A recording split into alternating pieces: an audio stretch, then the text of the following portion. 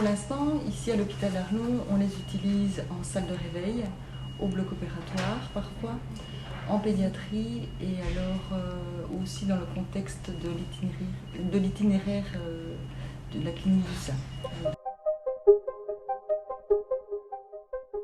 Alors, il y a différents modules, différents environnements que le patient peut choisir. En tout cas, l'objectif principal, c'est vraiment de diminuer l'anxiété par rapport à un geste, une intervention, à un geste douloureux. Donc c'est vraiment l'objectif principal.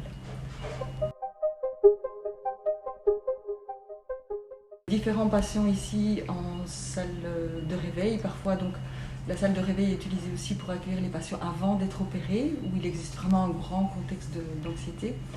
Et là, à ce moment-là, la réalité virtuelle leur permet aussi de pouvoir s'échapper, d'être vraiment emmenés vers un ailleurs, mais vraiment confortable. On utilise des principes d'hypnose, des suggestions qui sont très fortes, qui saturent vraiment tous les sens et qui permettent au patient vraiment de s'évader et d'oublier un peu le contexte dans lequel il est. Donc, si le patient arrive un peu plus décontracté en salle d'opération, on a déjà gagné beaucoup de choses. En pédiatrie, bien sûr, beaucoup de soins on n'est pas obligé de mettre la réalité virtuelle chez tous les enfants pour n'importe quel soin.